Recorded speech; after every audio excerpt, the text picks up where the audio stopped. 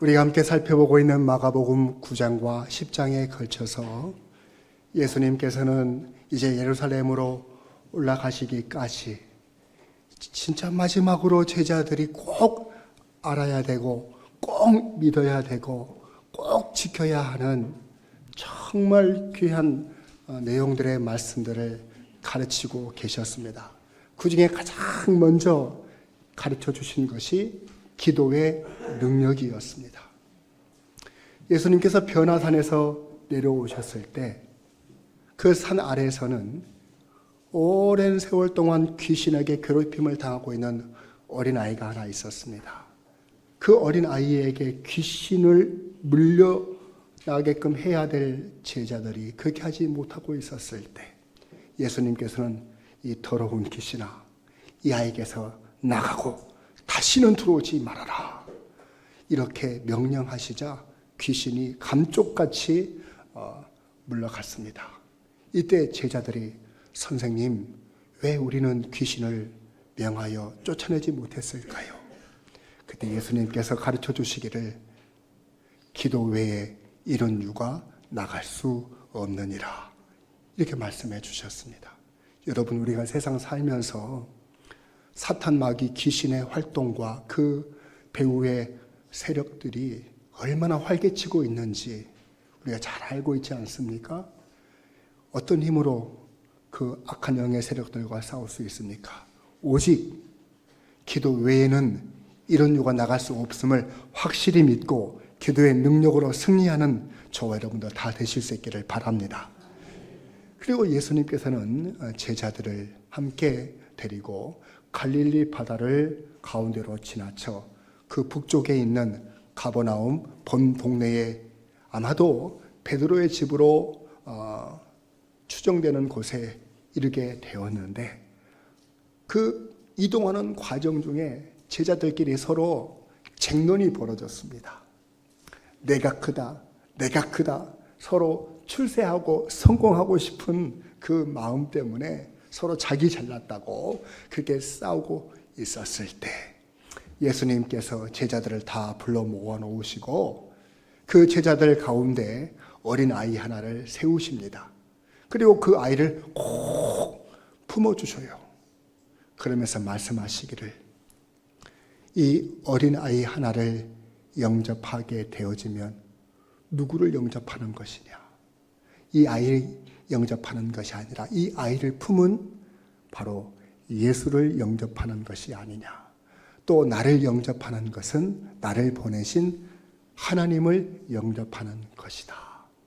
그러므로 누구든지 첫째가 되고자 하는 자는 무사람을 섬기는 자가 되어질 것이고, 이 무사람을 섬겨야 되는 이 어린아이 하나가 예수님을 품어버렸다면, 또 예수님이 그 아이를 품어버렸다면 바로 그 어린아이 하나를 품는 것이 진정한 성공 중의 성공이다, 이렇게 말씀하시는 줄로 믿으실 수 있기를 바랍니다.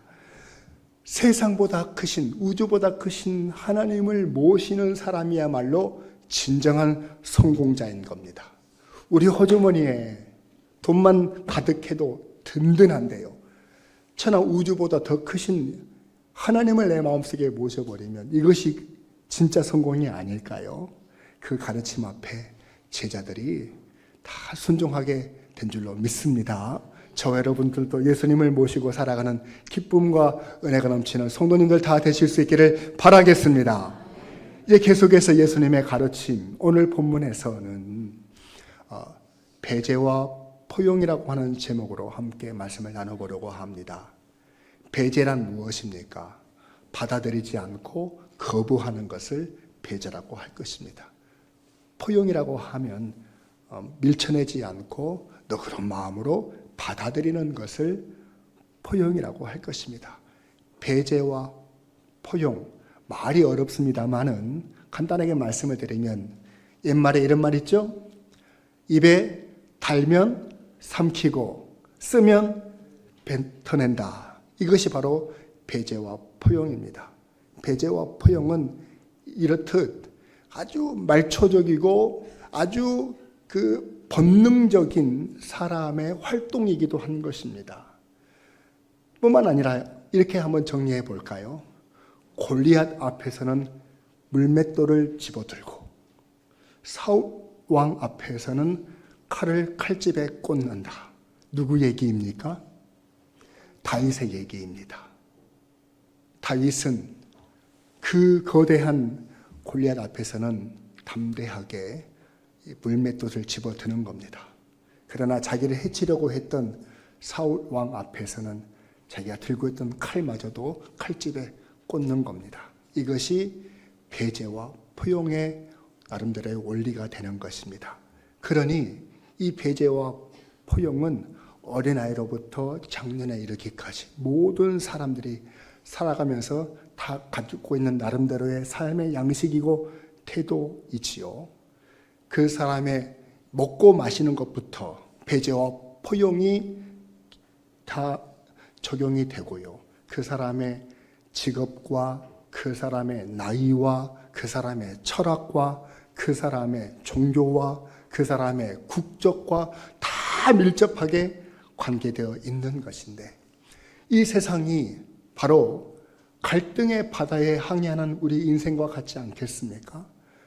세상을 살면서 무엇은 받아들이고 무엇은 배제해야 할까? 그 갈등 속에서 사람은 성장하게 되어 있습니다. 하물며 믿는 사람이라고 한다면 세상 것 다 받아들일 수 없을 것, 또 세상 것 다 밀어낼 수도 없는 것인데, 믿음 안에서 바른 배제와 포용의 기준을 갖는 것이 신앙생활의 승리에 얼마나 중요한 일이 되겠는가. 오늘 말씀을 통해서 이 배제와 포용의 올바른 기준을 가지고 살아가는 모든 성도님들 다 되실 수 있기를 주님의 이름으로 축원을 드립니다. 자, 그러면 우리 38절 말씀 우리 한번 같이 한번 읽겠습니다. 시작. 요한이 예수께 여짜오되 선생님, 우리를 따르지 않는 어떤 자가 주의 이름으로 귀신을 내쫓는 것을 우리가 보고 우리를 따르지 아니하므로 금하였나이다. 아멘. 요한이 예수께 여짜오되, 지금 베드로의 집에 오기까지 요한을 비롯한 여러 제자들이 옥신각신 자기가 잘났다고, 자기가 첫째가 되겠다고, 자기가 큰 자이라고 서로 싸운 것을 인하여 예수님께서 꾸중 아닌 꾸중을 하시게 되지 않았습니까? 이때 요한은 꾸중만 듣고는 못 견디는 사람, 이 제자들 가운데 가장 출세력이 높은 사람이 누구라고 그랬어요? 세베대의 아들들, 그 중에 요한이라고 했습니다. 그 사람들이 얼마나 성공하고 싶었던지 엄마까지 이용해가지고 치맛바람을 불러일으킬 정도로 출세하고 싶었던 이 요한, 그 요한이 어찌하든지 예수님에게 꾸중만 들어서는 안 되겠고, 이 여러 제자들 중에 그래도 내가 제일 낫지 않는가 칭찬받고 싶었던 마음이 있었던 모양입니다. 요한 하면 여러분들은 어떤 이미지가 떠오르십니까? 사랑의 사도라고 하는 별명을 가지고 있습니다만, 그는 훗날 사도로서의 사명을 감당하실 때의 별명이고요.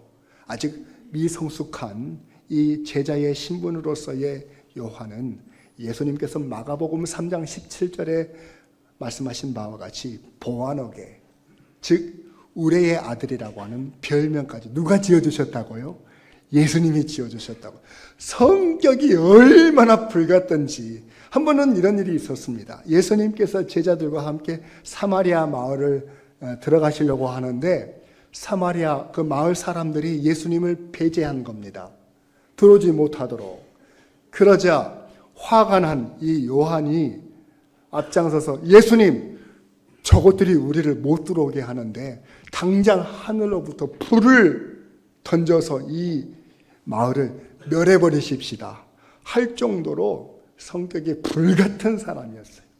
근데 이 사람이 예수님에게 꾸중 듣고 홍군형이 났으니 그 못 참는 겁니다. 그래서 지금 앞장서서 그나마 제자들 앞에서 자기를 과시하고 자기가 예수님에게 가장 인정받는 제자라고 하는 소리를 듣고 싶어서 하는 얘기가, 예수님, 어린아이를 포용하라고 하는 것 좋습니다. 얼마든지 그렇게 하겠습니다. 그런데요, 우리 중에 속하지 않은 사람이 감히 예수님의 이름으로 귀신을 쫓아내더라고요. 그래서 저희가 절대 그렇게 하지 말으라고 내가 큰 소리로 그 사람한테 못하게끔 해왔습니다. 이거는 제가 잘한 거 맞지요? 이렇게 예수님한테 지금 의시되면서 말을 하는 겁니다. 여러분 어떻게 생각하십니까? 지금 이 요한이 자기 12제자 중에 속하지 않는 사람 가운데서 어떤 사람이 예수님의 이름으로 능력을 행하는 것을 금했다는 것에 대해서 어떻게 생각하시냐는 말씀입니다. 언뜻 겉으로 보기에는요, 이 요한이라고 하는 제자가 예수님의 안목, 12제자를 특별하게 선택한 안목을 높이 사는 듯한 모습으로 보이고요. 또 자기와 함께 그 12제자들만의 그 형제들의 사랑과 그 형제들의 가치를 높여주는 것처럼 보이지만은 실상은 그 내면에는 내심은 전혀 다른 생각이 있는 거예요. 어떤 생각이 있는가?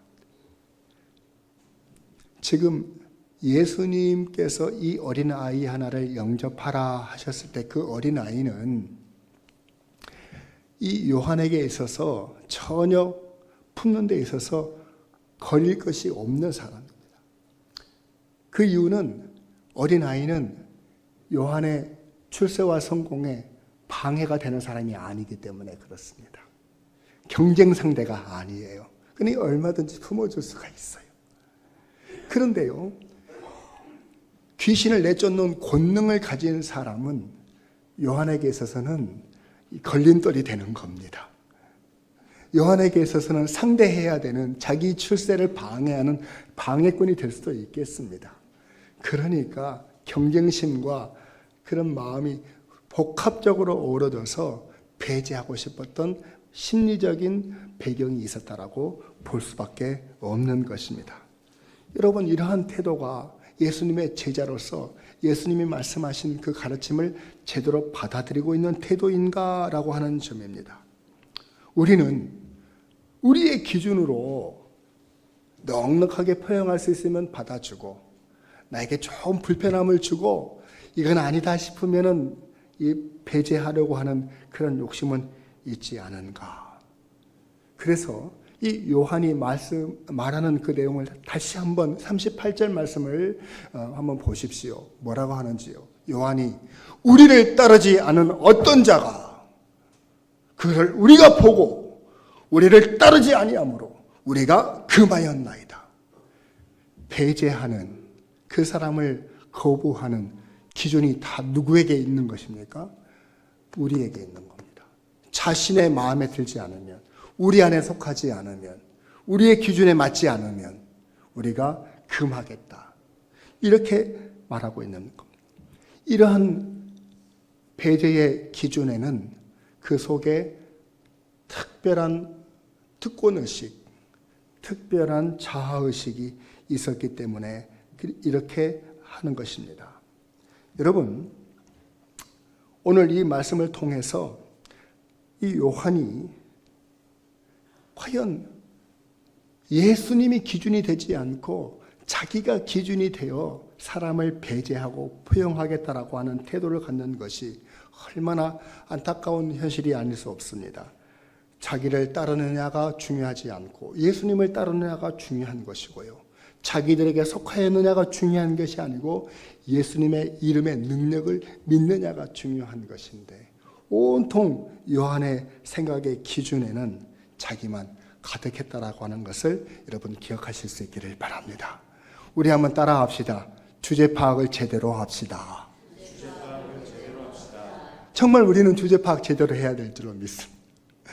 사도 바울이 로마서 12장 3절 말씀에 보시면은 내게 주신 은혜로운 말미암아 너희 중 각 사람에게 내가 말하노니 마땅히 생각할 그 이상의 생각을 품지 말고 오직 하나님께서 각 사람에게 나누어 주신 믿음의 분량대로 지혜롭게 생각하라 라고 말씀하신 줄로 믿으실 수 있기를 바랍니다. 여러분, 마땅히 품어야 될 지혜로운 생각이 무엇입니까? 우리의 기준에 맞춰서 포용하고 배제할 것을 정하지 않고 오직 예수님을 기준으로 포용할 것과 배제할 것을 정하는 것이 우리가 가져야 될 마땅한 생각이고 품지 말아야 될 그 생각 이상의 것이 아닌 줄로 믿으실 수 있기를 주의 이름으로 권면을 드립니다. 교회라고 하는 곳은 사람의 호불호를 가림에 있어서 외모나 재산이나 지식의 정도나 나이나 성이나 그리고 국적이 문제가 될 수가 없는 것입니다. 우리 교회가 아무리 이 지역 교회라고 할지라도 우리 교회에 하나님께서 보내주신 모든 성도들은 하나님의 기준, 예수님의 기준 안에서 맞이하고 서로 섬기고 사랑해야 될 책임만이 있는 줄로 믿으실 수 있기를 주님의 이름으로 권면을 드립니다. 그러니까 저와 여러분들이 배제와 포용의 기준을 가짐에 있어서 예수님 기준으로 갖는 것이 얼마나 중요한가. 옛날 서부 개척시대에 실제로 있었던 일이라고 합니다. 그 당시에 많은 사람들이 총기를 다 소지하고 있었기 때문에 빈번하게 총기로 인한 살인사건이 발생해서 참 사회적인 큰 문제가 되자 텍사스 주라고 하는 곳에서는 주지사의 재량으로 이 사소한 일로 총기로 인한 살인사건이 발생하게 되어지면 그 가해자는 똑같이 총으로 사형을 당하게 된다라고 하는 엄한 벌을 정하게 되었답니다. 그런데 어느 날 저녁에 한 이 술집에서 이 젊은이들이 이제 즐겁게 술을 마시다가 시비가 붙어가지고 정말 우연찮게 이 총소리와 함께 어느 한 사람이 쓰러져 죽은 겁니다. 친구가 친구를 죽인 겁니다. 그래서 법에 따라서 그 가해자가 이제 경찰서로 끌려가고 감옥에 갇히게 된 거죠. 그런데 이 가해 청년이 평상시 그렇게 나쁜 사람이 아닌 거예요. 성실하고 착한 사람이었다라고 하는 것이 주변 모든 사람들의 평가였어요. 정말 술이 그놈이 잘못인 거죠. 그래서 사람들이 어떻게 하면 이 청년을 살려낼 수 있을까? 막 구명 활동을 하게 된 겁니다. 그래서 막 탄원서를 작성하고 그리고 많은 사람들의 그런 구명 활동에 힘입어서 주지사에게까지 그 이야기가 들어간 겁니다. 그 주지사가 살펴보더니 그렇게 사회에 좀 유망한 청년이었고 그리고 참 착한 청년인데 우발적인 사건이었구나 이렇게 판단이 되어서 주지사가 직접 정말 이 사람을 살릴 만한 사람인가 내가 직접 봐야 되겠다 하고 직접 감옥에 찾아간 겁니다. 심지어 사면장까지 써가지고 그래서 그 자리에서 사면해 주고 싶어가지고요. 그랬더니 이 감옥에 찾아간 주지사를 이 청년이 만나줘야 되는데 그 감옥 속에서 너무 마음이 강팍해지고 개팍해지다 못해 자기는 자기 인생을 막 저주하면서 사람들에게 막 분을 내면서 괴팍해진 거예요. 나는 그런 사람 안 만나고 싶다. 나한테 그렇게 속이지 마라 하면서 거부한 겁니다. 그래서요. 주지사는 그 청년을 만나보지도 못하고 돌아오게 된 겁니다. 머지않아 형이 집행되어져서 그 청년은 형장의 이슬로 사라지고 말았어요. 그런데요, 이 청년이 훗날 뒤늦게서 알게 된 것은 자기를 살리고 싶어하는 많은 사람들의 구명 활동이 있었다는 것을 다음에 알게 되어지고 실제로 주지사가 자기를 찾아온 것도 죽기 직전에서야 알게 된 겁니다. 그러면서 그 청년이 남긴 유명한 말이 있습니다. 내가 지금 죽는 것은 내가 실수로 내 친구를 죽였기 때문이 아니다. 나를 용서하기 위해 온 주지사를 내가 만나지 못한 이유 때문에 내가 지금 죽는 것이다. 여러분 맞지 않습니까? 저와 여러분들이 어떤 존재입니까? 다 허물과 죄로 이미 죽었던 존재들입니다. 도무지 우리의 겉모습과 우리의 현실적으로는 하나님 앞에 용서받을 자격이 안 갖춰져 있는 사람들이었습니다. 오직 하나님의 은혜로 값없이 용서받은 죄인들인 줄로 믿습니다. 교회는요, 값없이 은혜로 용서받은 사람들이 모여서 함께 구원받은 것을 노래하고 함께 감사하고 서로를 용납하고 서로를 위해서 섬기고 그리스도 안에서 세워져가는 믿음의 공동체가 되는 줄로 믿으실 수 있기를 바랍니다. 그러니 교회 안에서 무슨 특권의식이 작동이 되겠습니까? 무슨 특권의식이 있겠습니까? 우리 주 안에서 다 죄인이었고 또 죄인 중에 괴수였던 저와 여러분들을 살려주신 은혜만이 우리 교회 가운데 풍성하게 되어지기를 주의 이름으로 권면을 드립니다. 그러므로 사랑하는 성도 여러분, 예수님의 형제였던 야고보 사도는 야고보서 2장 1절과 9절에서 이렇게 말씀하셨습니다. 우리 한번 다 같이 한번 읽겠습니다. 시작. 내 형제들아, 주 곧 우리 주 예수 그리스도에 대한 믿음을 너희가 가졌으니 사람을 차별하여 대하지 말라. 만일 너희가 사람을 차별하여 대하면 죄를 짓는 것이니 율법이 너희를 범법자로 정죄하리라. 아멘. 이 말씀을 간단하게 다시 한번 정리해드리면, 믿는 사람이 믿는다면서 사람을 차별하여 대한다, 있을 수가 없는 일이라는 겁니다. 믿는다면서 만약에 교회 안에서 사람을 외모로 판단하고 차별하고 그러면 다 죄를 범하는 범법자라고 말씀으로 너희들을 정죄하게 되시겠다라고 말씀하시는 겁니다. 여러분 어떻습니까? 저 여러분들이 아무 자격을 갖추지 못했음에도 불구하고 하나님의 자녀가 되었으니 교회 안에서는 저 여러분들이 사람을 외모로 판단하거나 차별하기보다는 믿음 안에서 서로 포용하고 인내하고 받아들이고 섬겨야 될 책임만 있는 줄로 확실히 믿으실 수 있기를 주의 이름으로 권면을 드립니다. 우리 계속해서 본문 39절과 40절 말씀 같이 한번 읽겠습니다. 시작. 예수께서 이르시되 금하지 말라. 내 이름을 의탁하여 능한 일을 행하고 즉시로 나를 비방할 자가 없느니라. 우리를 반대하지 않는 자는 우리를 위하는 자니라. 요한이 예수님의 이름으로 귀신을 쫓는 자를 금한 것은 제가 잘한 것이죠? 라고 당당하게 얘기했을 때, 야, 이 녀석아, 그거 잘못한 거야. 금하지 말았어야지. 하시면서 이 요한이 폐지했던 것이 잘못된 것임을 분명하게 말씀하셨습니다. 오히려 그런 사람을 형제로 포용해 줬어야지. 그 사람은 반대편에 있는 사람이 아니고 우리를 위한 편이 아니었느냐, 이렇게 말씀하시는 내용입니다. 실제로 예수님을 반대하고 예수님을 회방했던 사람들은 누구입니까? 바리새인과 서기관 같은 사람들이 아닙니까?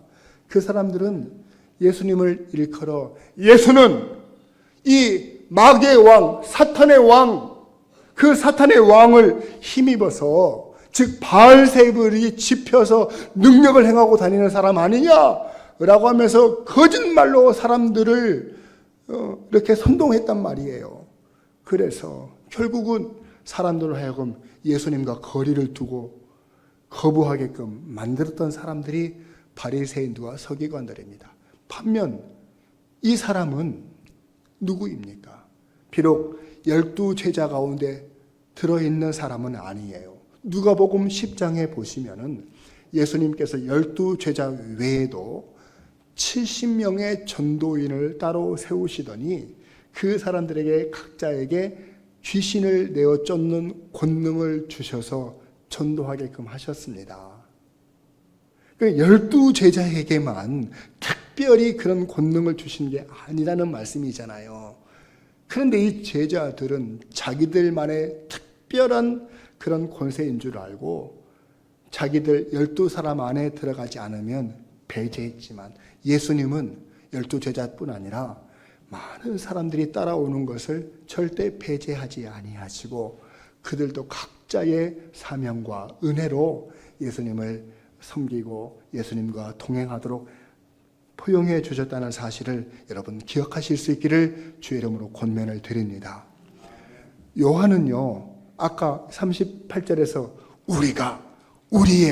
우리를, 그래서 우리가 금하였나이다. 온통 포용과 배제의 기준이 우리였지만은요, 오늘 39절 말씀에 보니까 예수님은 뭐라고 말씀하십니까? 바로 내 이름으로 나를 비방할 자라고 말씀하심으로써 포용과 배제의 기준이 예수님이 되셔야 함을 우리에게 말씀하고 계심을 기억하실 수 있기를 바랍니다.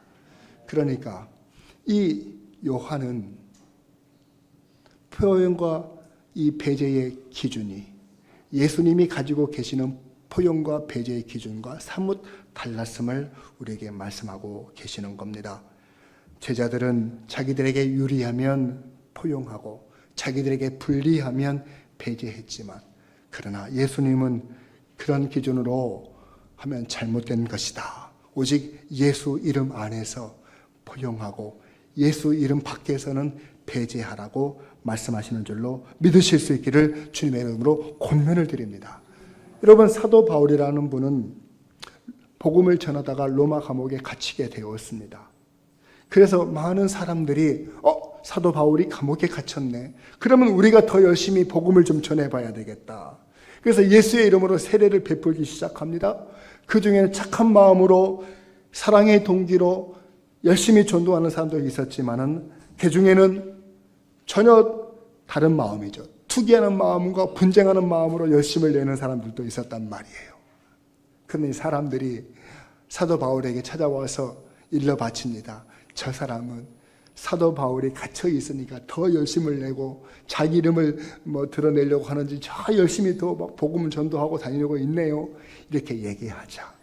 사도 바울은 빌립보 1장 18절 말씀에서 그러면 무엇이나 거칠애로 하는 것이나 참으로 하는 것이나 무슨 방도로 하든지 전파되는 것은 그리스도이시니 이로써 나는 기뻐하고 또한 기뻐하리라. 할렐루야.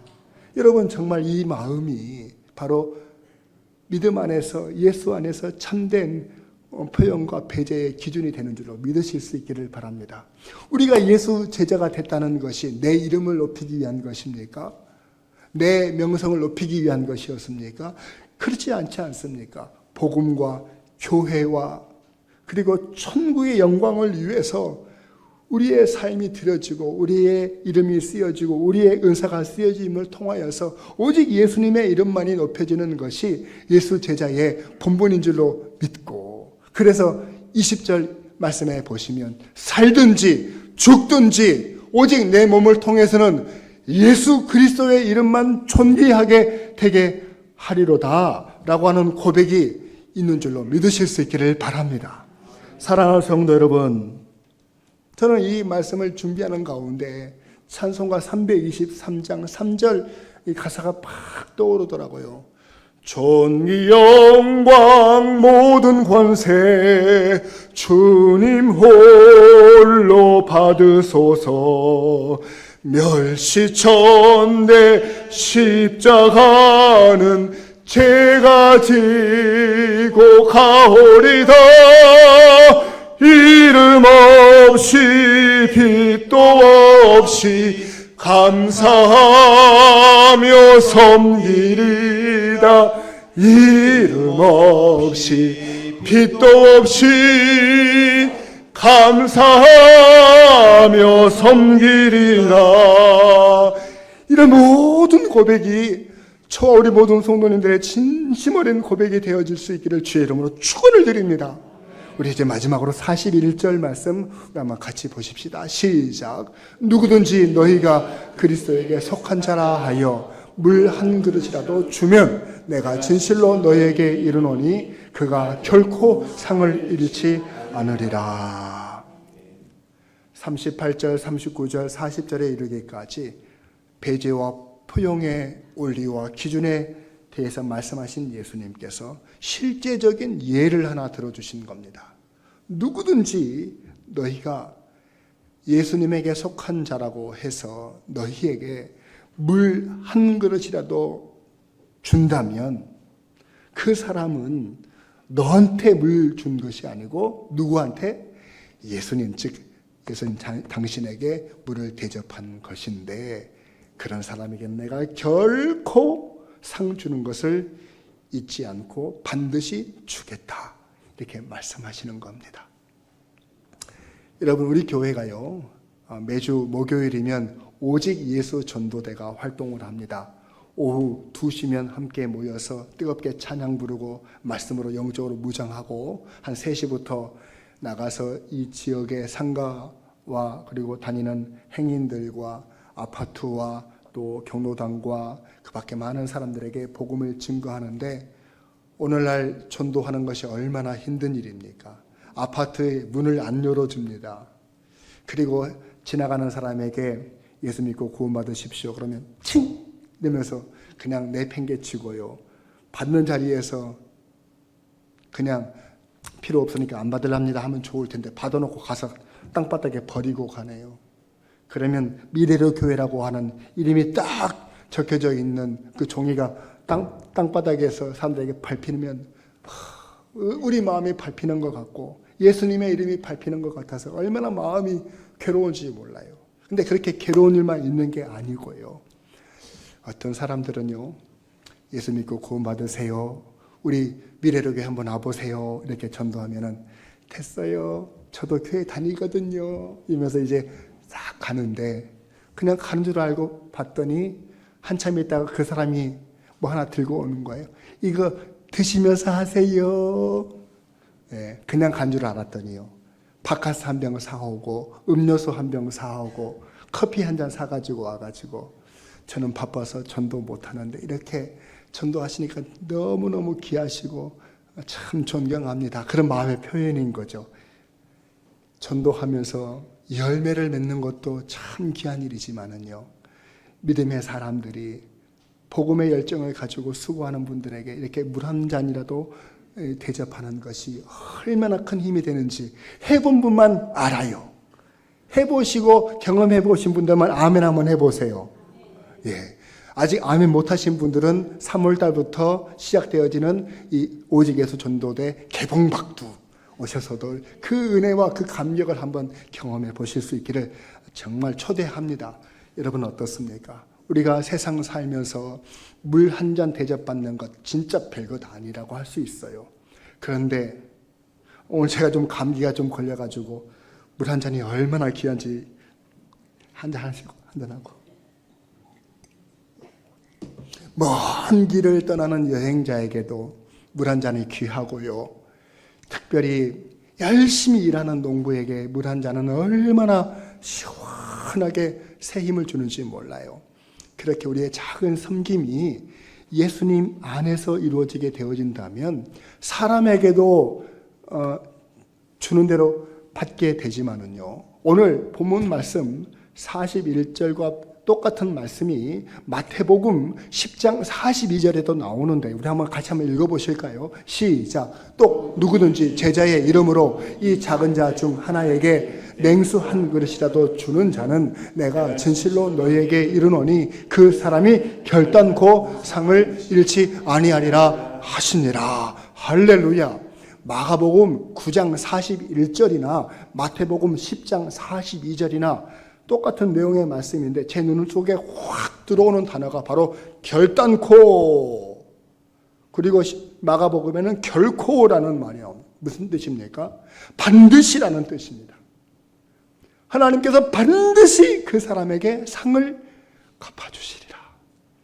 사랑하는 성도 여러분, 우리가 예수의 이름으로 연약한 자들을 포용하고 예수의 이름으로 사랑하고 물 한 그릇이라도 대접하게 되어지면 하나님은 반드시 그 사람에게 잊지 않고 상을 주신다고 약속하신 말씀이에요. 이 말씀 붙들고 세상 속에서 믿음 안에서 포용과 믿음 안에서의 배제의 원리를 붙들고 살아가는 저와 여러분들 다 되실 수 있기를 주님의 이름으로 축원을 드립니다. 기도하겠습니다.